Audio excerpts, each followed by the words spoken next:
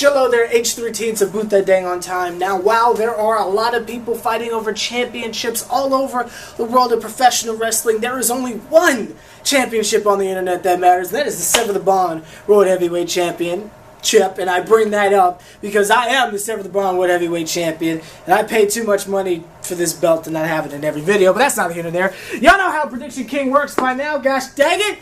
But before we go into our predictions, I have to turn into the Prediction King. It's only natural, gosh dang it. Oh, let me turn into him.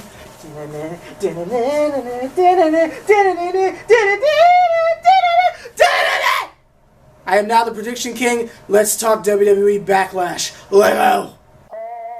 Ladies and gentlemen, please buckle up. It's a boot that dang on time. I'd like to introduce you to the Careless Hearts. Kill him, DJ. Now with my WWE prediction videos, unlike the NBA where we're talking about different teams, we're just going to go up and down the dang on list of matches, and I'm going to give you my general ideas of what I think is going to happen. Again, I am the Prediction King, so it only makes sense that I'd be giving predictions, but that's not here nor there. Now this is a SmackDown pay-per-view, the first official SmackDown only pay-per-view that we are getting in this new era of WWE. Just general thoughts, do I think this is going to be good? Absolutely not. It's going to be tragic, and your bathroom break or your break to get food is every match that doesn't have AJ Styles in it, so be prepared for that. But that's neither here nor there. The Miz versus Dolph Ziggler. Do I care? Absolutely not. But who do I think is going to win? The Miz. I mean, for some reason, Dolph Ziggler is like the whipping boy of the WWE at the moment. This dude is taking more L's than Chris Jericho. But the difference between that and Chris Jericho is still entertaining while he loses consecutive matches. With Dolph Ziggler, I don't even understand the man's character. Is he heel? Like I don't understand it. And with basically your top heel in the company, The Miz, it's very obvious that Dolph Ziggler is going to be playing the babyface for a large majority of his time in the WWE, especially in this particular rivalry. So I think they're going to continue this hot streak that The Miz is on. I mean, people hate The Miz, which is the point of being a heel, so good for him. I think The Miz is going to win. Randy Orton versus Bray Wyatt. I think I think Bray Wyatt's going to win. Randy Orton at the moment is assuming the position that I think a lot of the veterans should be doing, and that is putting over younger talent. We saw the man literally took a elbow gash to the forehead to make Brock Lesnar look even more insane and powerful than he did before, which was very shocking, but he did. I think he needs to do, and the key word is need. He needs to do the same thing with Bray Wyatt. Bray Wyatt has lost so many high-profile matches, it's not even funny. Bray Wyatt can't continue to be a stepping stone, especially since you look at the SmackDown roster, it's very thin. We need people that we take seriously, and Bray Wyatt has to be one of those people. So I think it's only necessary that Randy Orton loses. He needs to lose. Will he? Who knows? But I'm going to predict he will, just because it makes sense outside of kayfabe, but that's neither here nor there. Heath Slater and Rhino, and well, the tag team thing, I'm predicting that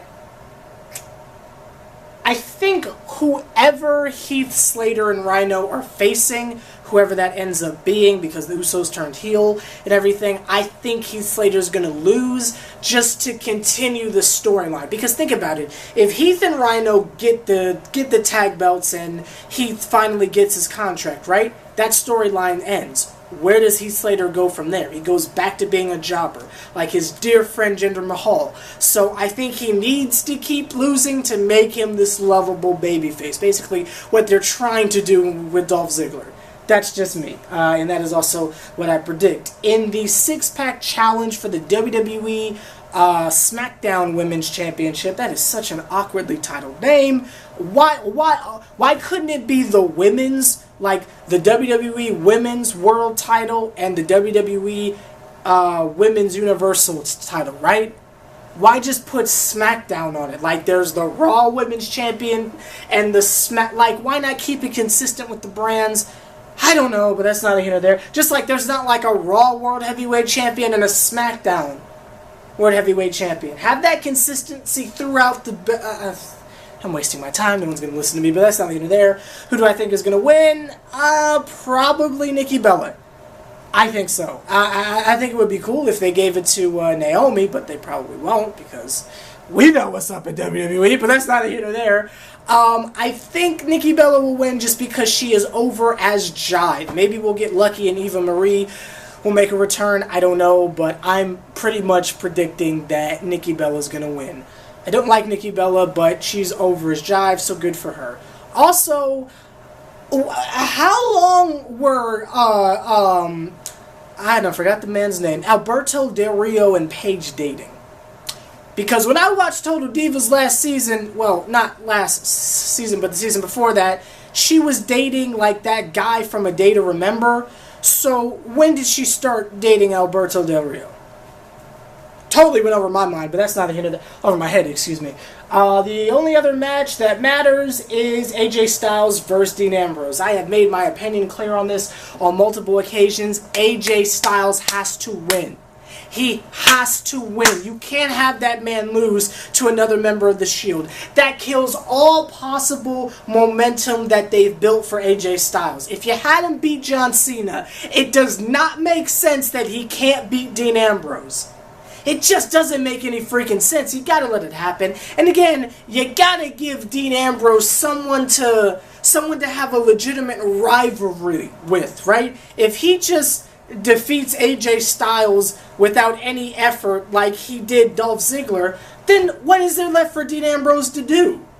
He's got to have a rivalry with someone, and Cena coming back is just lame because then someone's got to turn heel.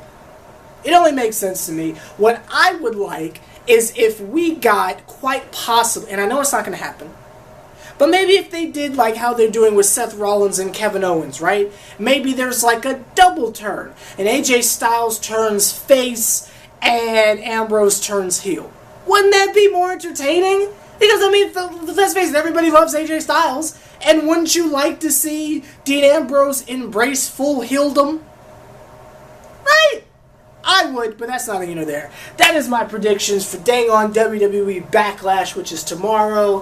For everyone who has been asking me, I did not watch UFC 203 because I don't like UFC. I love CM Punk, but not enough to sit in a sports bar with a bunch of people I don't know screaming over college football, trying to watch the one screen that has UFC. Not worth my time, but that's not here nor there. Like, comment, subscribe, H+III+T. I've been the Prediction King. Let me know what your thoughts are on the up-and-coming pay-per-view Backlash, and I will be reviewing it. It's going to be a vlog because a SmackDown pay-per-view does not deserve an edited video outside of a prediction, but that's not here nor there. Like, comment, subscribe, H+III+T. See another Triple OG putting in as much work as me in a shirt that has Jesus on it.